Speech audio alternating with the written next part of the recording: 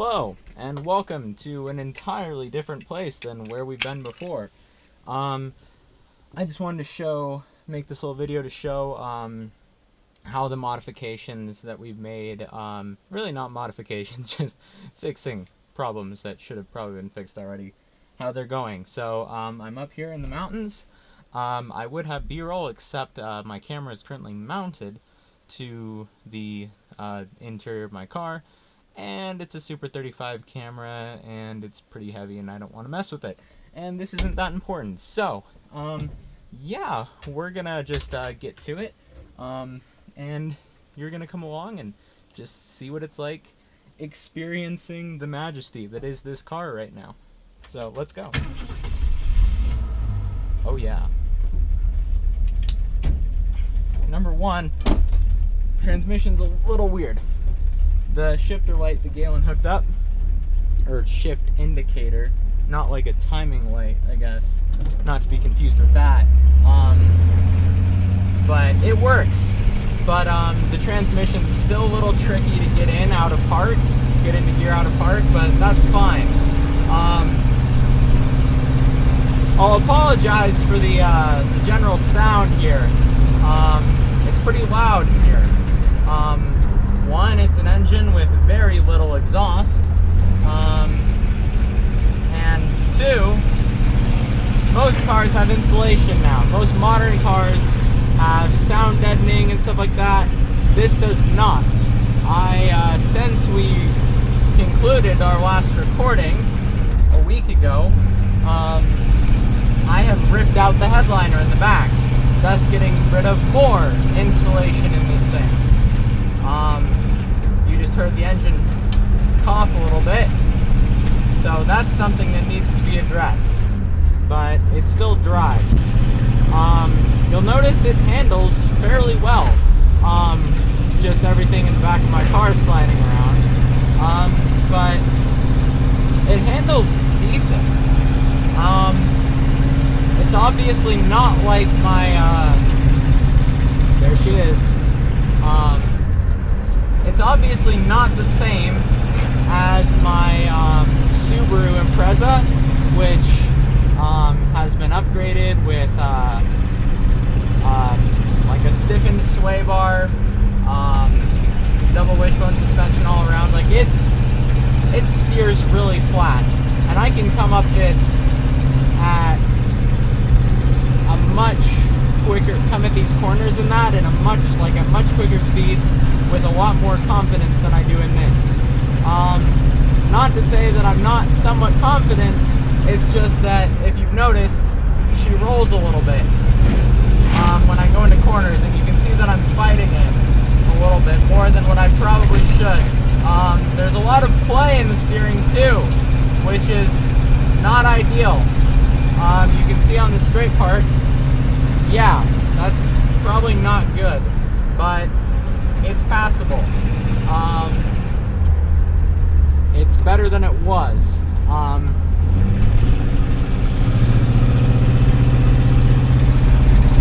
So, I mean, it's pretty good. I'm having fun. And that's something that's hard to explain to people. Like, even though this thing is arguably pretty bad, it is a lot of fun.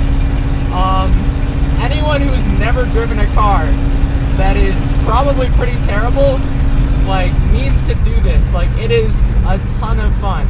That's honestly kind of the whole idea behind our channel at this point, is just driving and like the general experience of driving, owning, and fixing these pretty broken machines, but that are amazing at the end of the day. I've just gotten stuck behind a Pathfinder, so that's fun. Maybe it'll find its path. Who knows? But yeah, that's just kind of the whole thing behind our channel. It's just experiencing all the fun stuff.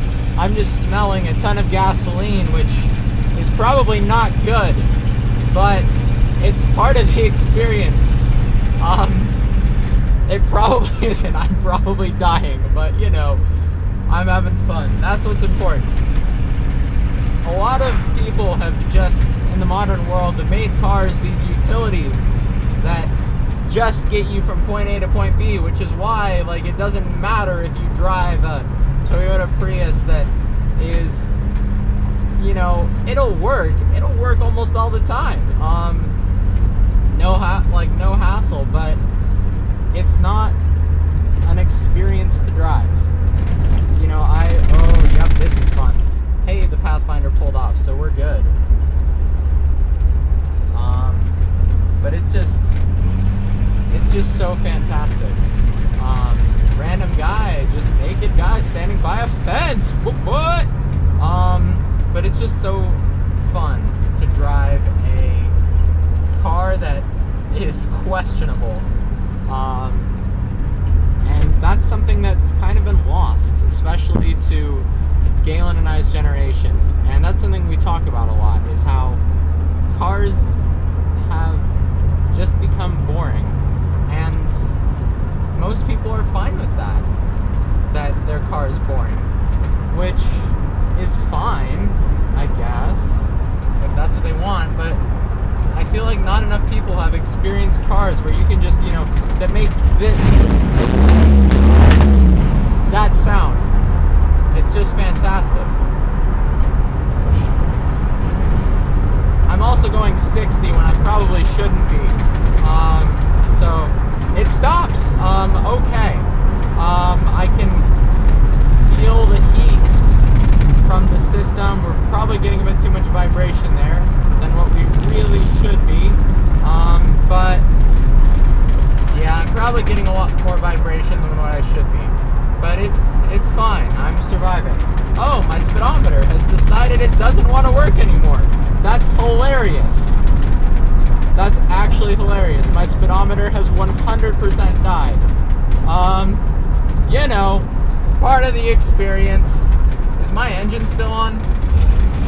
Yeah, the engine's still there, but no, the speedometer is not. That's fantastic. So, you know, that's great. Well, I know that I'm going an okay speed, and we'll roll with that.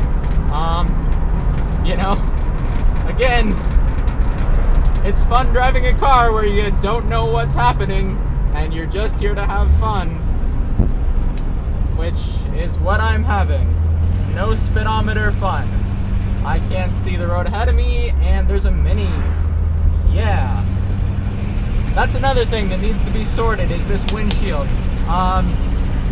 At the present moment, it's really marred up, which means that I really can't see anytime there is a lot of light coming at the windshield, because it just flares up really badly. So I kind of lose visibility. We just passed the Bentley 1972 Bentley Turbo R, I think, that's for sale. I am not letting myself see the price on it because we know why. I'm not going to let myself see the price on that. I will want to buy it. This should also probably be sorted. You know, there's a lot of things that probably should be sorted, but ooh, that was fun. But there's probably a lot of things that need to be sorted, but you know, that's not really, you'll never chase down all the gremlins. You just kind of learn to live with it and have fun. Like the fact that I'm assuming I'm going 60, but I have no idea. I can tell you that it's probably too fast for the road at hand.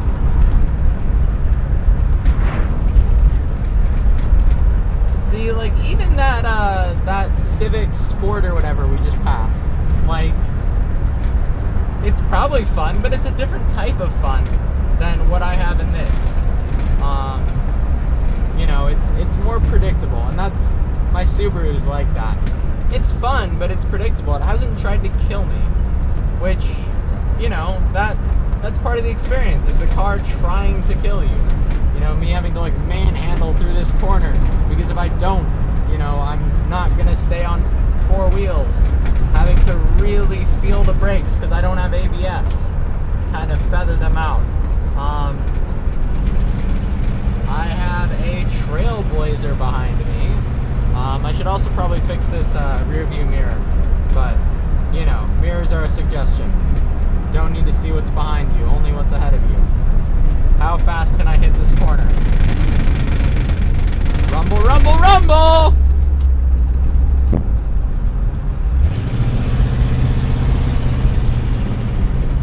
Yep. That was not too quick for that corner at all. Don't let anyone tell you otherwise. Well, you know, I think that